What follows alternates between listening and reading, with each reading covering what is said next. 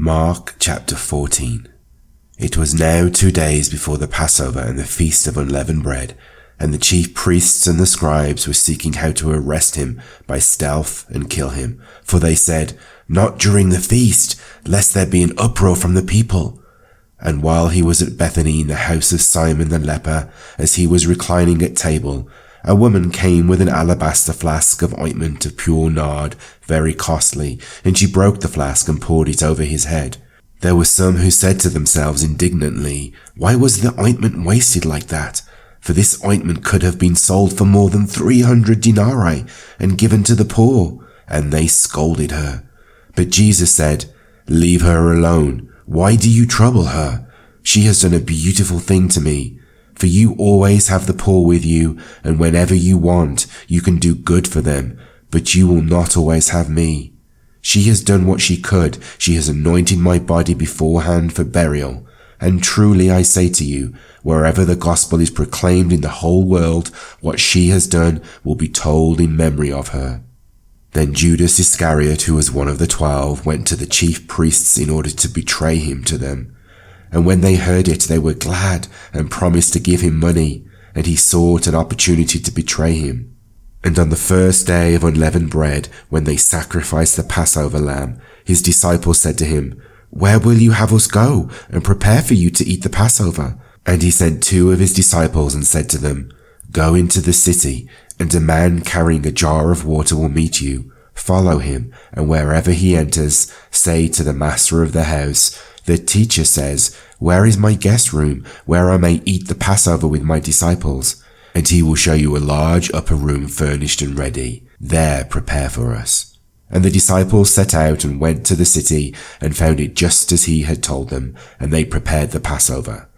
And when it was evening, he came with the 12, and as they were reclining at table and eating, Jesus said, "Truly I say to you, one of you will betray me, one who is eating with me."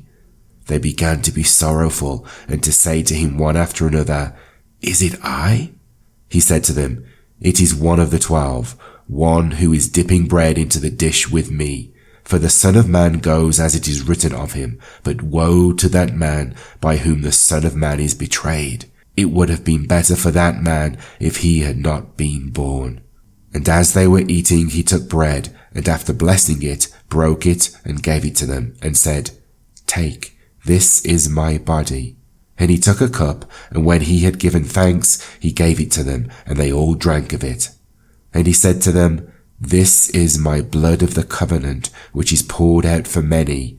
Truly I say to you, I will not drink again of the fruit of the vine until that day when I drink it new in the kingdom of God." And when they had sung a hymn, they went out to the Mount of Olives. And Jesus said to them, "You will all fall away, for it is written, I will strike the shepherd, and the sheep will be scattered. But after I am raised up, I will go before you to Galilee." Peter said to him, "Even though they all fall away, I will not." And Jesus said to him, "Truly I tell you, this very night, before the rooster crows twice, you will deny me 3 times. But he said emphatically, "If I must die with you, I will not deny you." And they all said the same. And they went to a place called Gethsemane, and he said to his disciples, "Sit here while I pray." And he took with him Peter and James and John, and began to be greatly distressed and troubled. And he said to them, "My soul is very sorrowful, even to death. Remain here and watch." And going a little farther, he fell on the ground and prayed that if it were possible, the hour might pass from him. And he said, "Abba, Father, all things are possible for you. Remove this cup from me, yet not what I will, but what you will." And he came and found them sleeping, and he said to Peter, "Simon, are you asleep? Could you not watch 1 hour? Watch and pray that you may not enter into temptation. The spirit indeed is willing, but the flesh is weak." And again he went away and prayed, saying the same words. And again he came and found them sleeping, for their eyes were very heavy, and they did not know what to answer him. And he came the 3rd time and said to them, "Are you still sleeping and taking your rest? It is enough. The hour has come.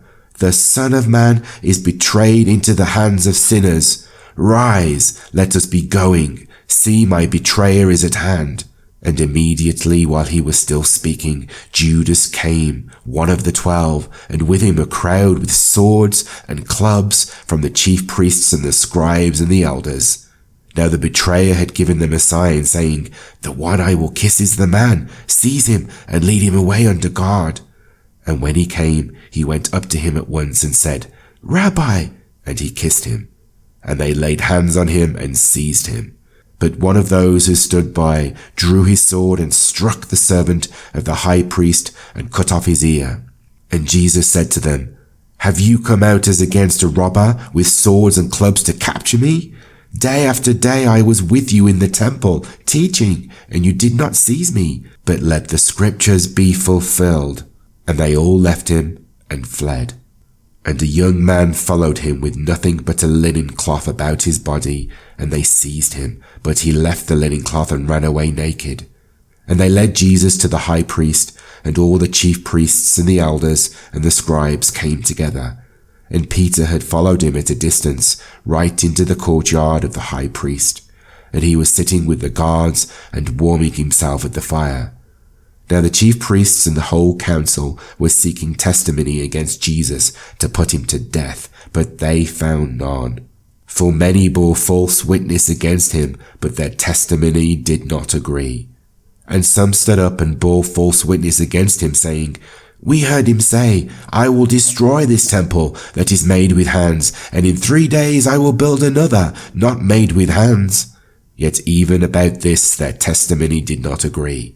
And the high priest stood up in the midst and asked Jesus, "Have you no answer to make? What is it that these men testify against you?" But he remained silent and made no answer. Again the high priest asked him, "Are you the Christ, the Son of the Blessed?" And Jesus said, "I am, and you will see the Son of Man seated at the right hand of power and coming with the clouds of heaven." And the high priest tore his garments and said, "What further witnesses do we need? You have heard his blasphemy. What is your decision?" And they all condemned him as deserving death.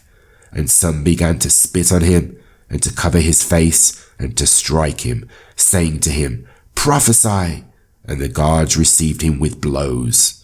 And as Peter was below in the courtyard, one of the servant girls of the high priest came, and seeing Peter warming himself, she looked at him and said, "You also were with the Nazarene Jesus." But he denied it, saying, "I neither know nor understand what you mean." And he went out into the gateway, and the rooster crowed. And the servant girl saw him, and began again to say to the bystanders, "This man is one of them." But again he denied it. And after a little while the bystanders again said to Peter, "Certainly you are one of them, for you are a Galilean." But he began to invoke a curse on himself and to swear, "I do not know of this man of whom you speak." And immediately the rooster crowed a second time, and Peter remembered how Jesus had said to him, "Before the rooster crows twice, you will deny me 3 times." And he broke down and wept.